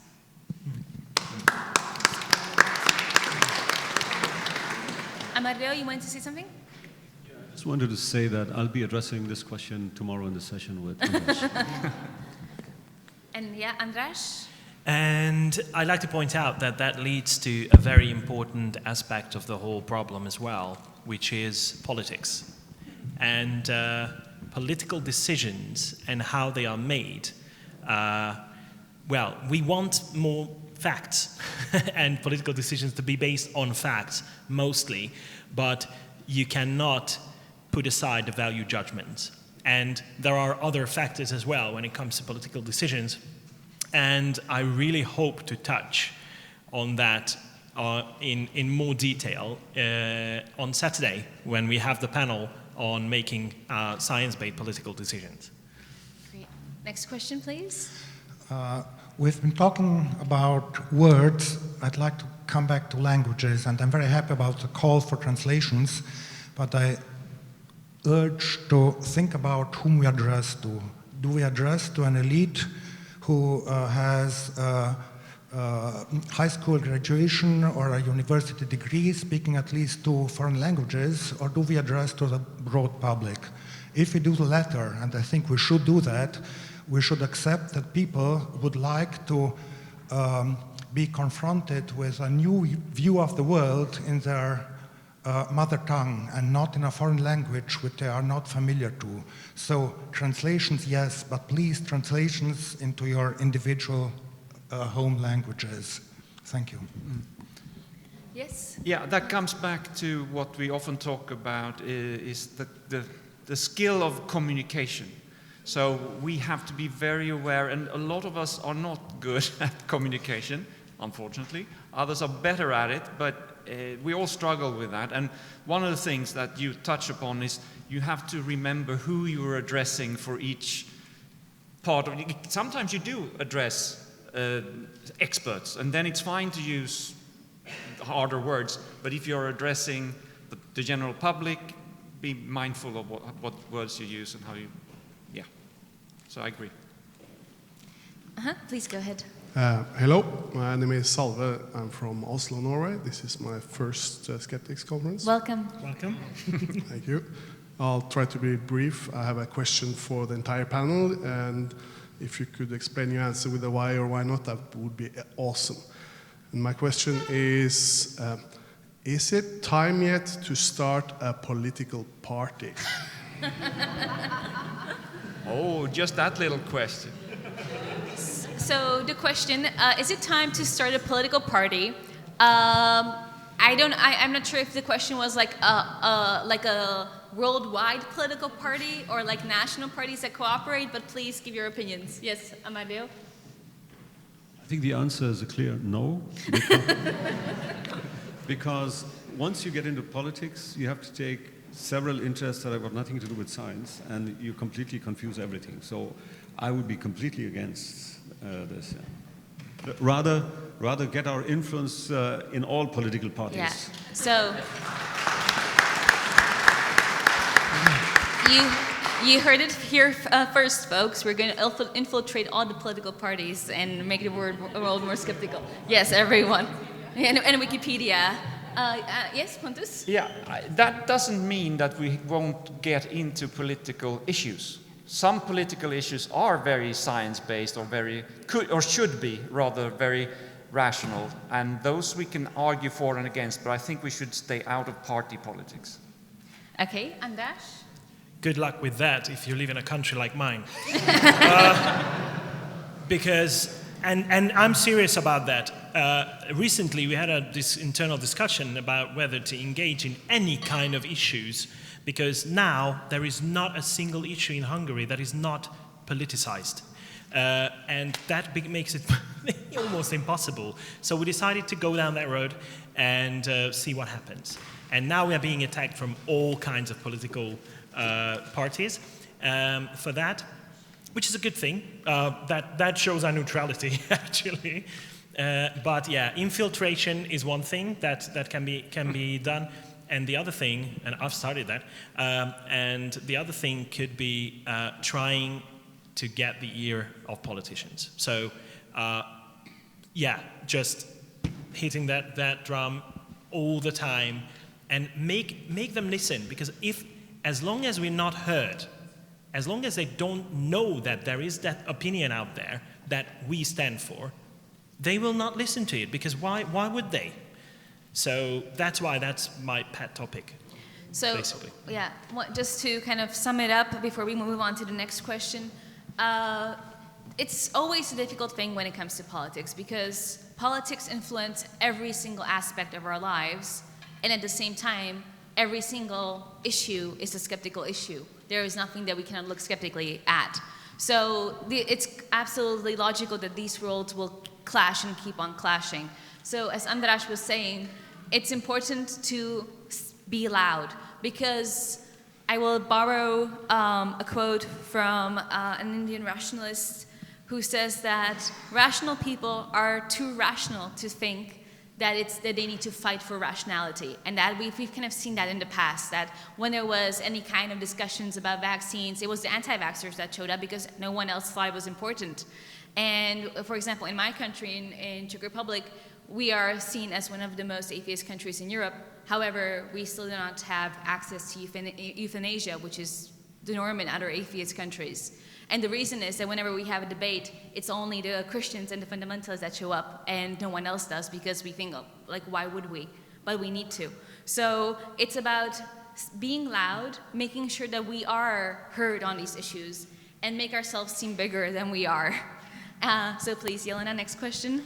Hello, I'm Jelena from the Czech Club of Skeptics, and during the pandemics in my country, there were stomatologists talking about pandemics, and everyone believed them because it's science. It's a medical doctor, so he knows what he's talking about. We have people now fighting against the woke movement. Yes, I am against the modern woke movement, but I don't think that biologist says that are only too sexist.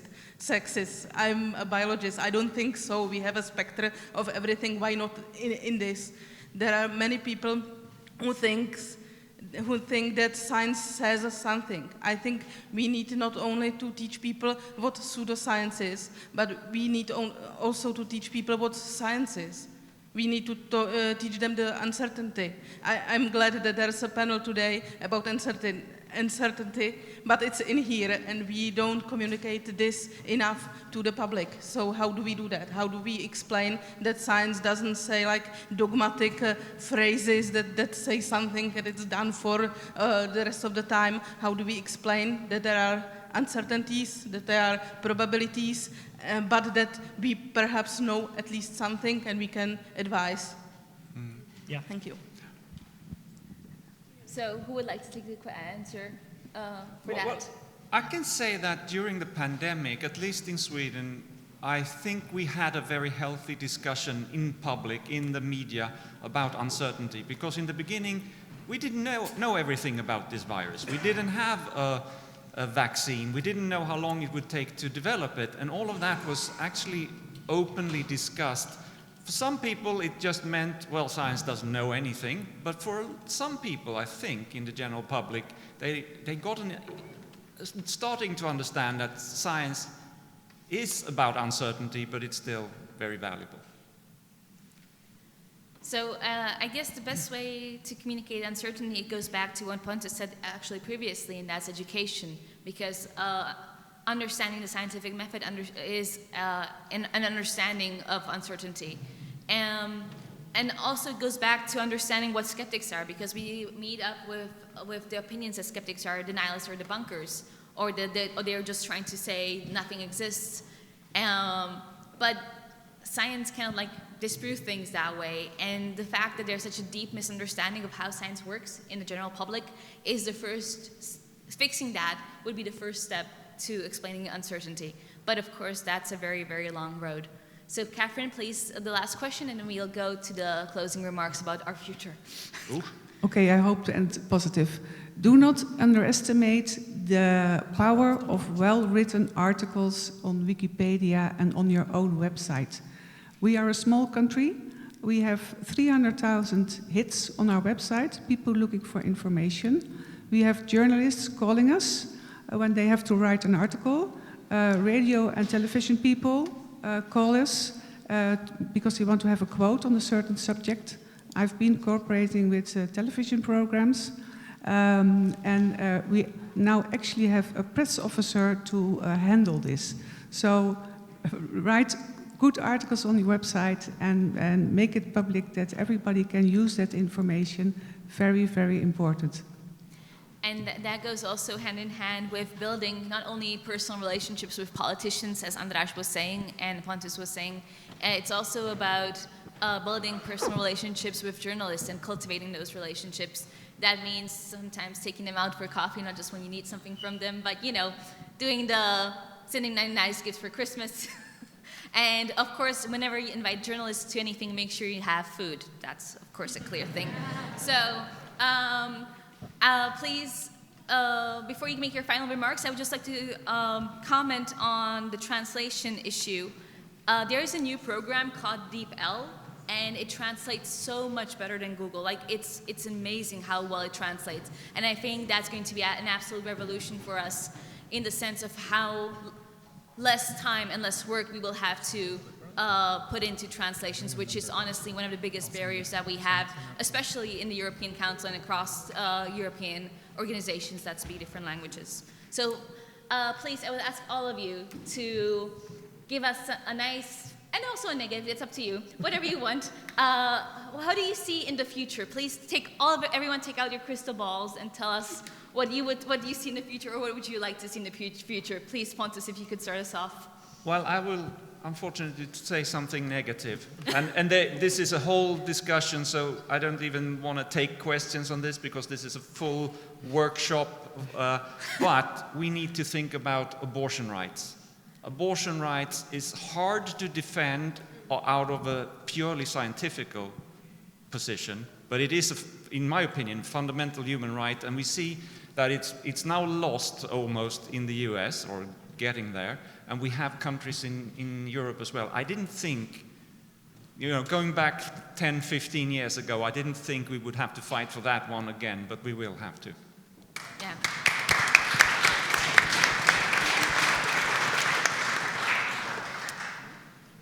Well, difficult to say something after this. We are facing difficult times. So the future holds a lot of suffering for all humanity. So we need science. We need science to be communicated well, for people to understand the needs, to act, to do something.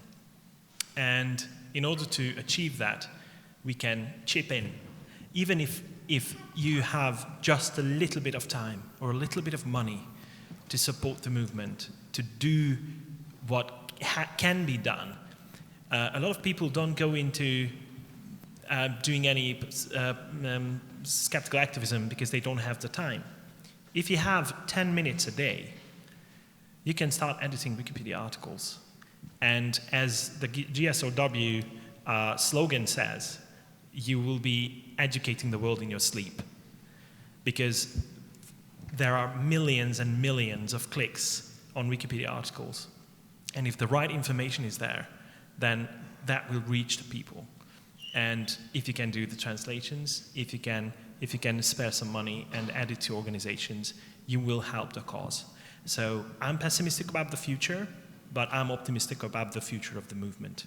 So please do whatever you can and don't shy away just because you're not qualified, you're not a scientist, you can do something.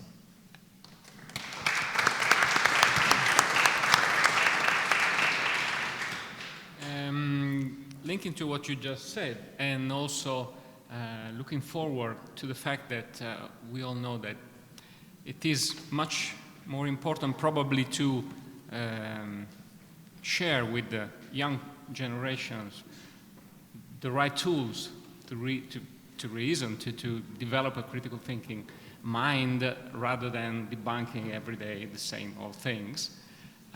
One good venue that I don't see at the moment as used and taken advantage of as we should is social media, especially YouTube, because this is where you find young people. You're not going to find them on television or on newspapers or books, unfortunately, but you find them there. And if there were more of us doing the work on social media, and especially sharing content in a way that is easily accessible but also entertaining. I know it's not easy to do, but you get the message across and you grow a community. And so my hope and my encouragement is to see this getting bigger and bigger. Yes. And also you can subscribe to Massimo's YouTube channel after this is over. She's amazing. But no, of course, the point he's making is very important. And I see that kind of across European skeptic organizations generally, that we need to be where the people are. We kind of expect people to come to us, but we just have to learn the TikTok dances, okay? It's not that difficult. I'm sure we can manage that somehow. Go ahead, Alice. I think these guys have got it right. I think we're in the age of the conspiracy theory, and it spreads like mad, and it's become completely mainstream. I think things are going to get very difficult for skeptics over the next few years, and we can see that happening already. It's going to get very lonely for a lot of us, and I think that's why I'm really passionate about the community element of skepticism. The fact that we've got events like this. Next month we're hosting QED in the UK, a big conference that will have lots of different people will be able to join and have those social conversations and find their tribe and make friends within the skeptical community, but also have these discussions and get passionate about what we can do, because we need more people in the community who are confident and capable and competent at doing their little bit to help fight the fight that's going to come over the next few years, but also to find that community of people who we share passions with. So I'm excited about that. I think we're building communities with these events, with social media communication, with skeptics in the pub online talks and things like that. But we just need to kind of soldier on through the next few years, because it is going to get difficult. So before I give the word to Claudia, some of you mentioned you're here for the first time. So can you please raise your hand if you're for the first time at an international skeptic event? And keep your hand up if you're for the first time at a skeptic event. Okay, wonderful. So just to quickly share a personal story, coming into the skeptic movement felt like finding like a home. Finding someone, a community that understands you, like Alice was saying, finding your tribe. So I hope that everyone here that's for the first time at a skeptic event or at an international skeptic event will leave feeling the same way, that you've actually found a second home or your tribe. So please, Claudia. My wish for the skeptic movement and the community is to see a 50% parity, and not one between men and non-men or whatever. I would love to see a 50% parity between scientists and non-scientists, because scientists will for a long time be a minority compared to the overall population, and if we do not get the non-scientists on board, we will not be successful. We have to manage to get those people in with us, to not be that exclusive, to include them absolutely, because they are the ones that understand what we don't understand, how it is to think as a non-scientist. We cannot go back to that level because, it would be hard. So where they should be with us, they should be discussing with us, and we should be discussing at a level that is understandable for everyone, and that will also cure us somehow from that smugness.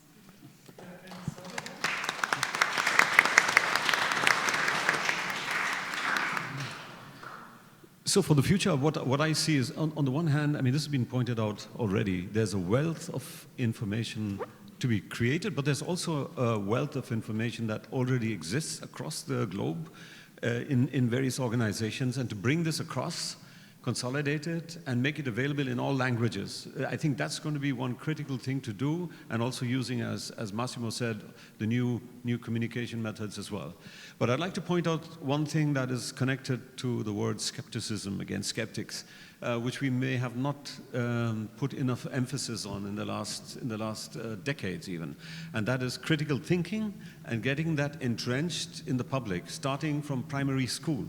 And to make sure that, because we are not going to be able to answer everybody's question, people should be encouraged to think themselves and to get the main techniques of critical thinking taught to them already in primary school, and then of course across the whole board. And then we will get to the rest of the people as well. So I think that's one of the key challenges that we need to expand on in the coming decades. And that's something it's also important to mention, that when you join the skeptic movement, taking on skeptic opinions just because you're taking them on is not very skeptical either. But that's a problem whenever you join any group. It is natural for us to adapt and to change our opinions. So, and we don't want to only be preaching to the choir. We want some healthy discussion and healthy criticism. So that's why we even had this panel here today. And having people come into skepticism with a very good developed sense of critical thinking and tools will help the skeptic movement stay a skeptic movement instead of the church of skepticism, and we don't want to become the church of skepticism. Hallelujah. So please, Annika. Yeah, I can pretty much only add little things, and that is, I think we all should keep on doing what we're doing with empathy, with kindness, with a lot of networking. That is, for example, guerrilla skeptics on Wikipedia. If anyone is interested in that, by the way, they can find András, this guy there, or me, and we'll happily help you out and give you further information about that. Yeah, but all in all, I think we should just keep on doing what we're doing, being open, being kind, and being skeptic.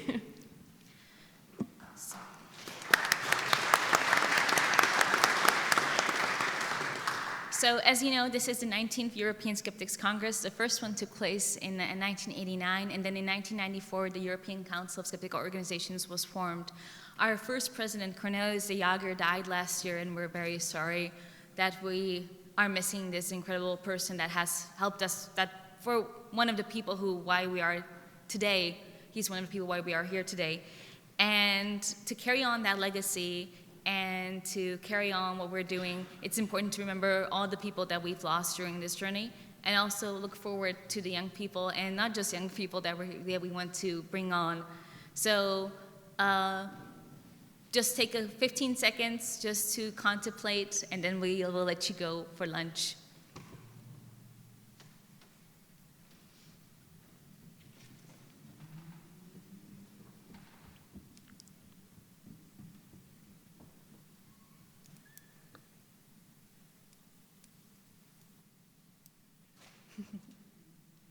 And it's these little ones, these skeptic babies, that bring us the hope. So please, skeptics, have as many babies as possible. So if we cannot get people from the outside, we have to create our own.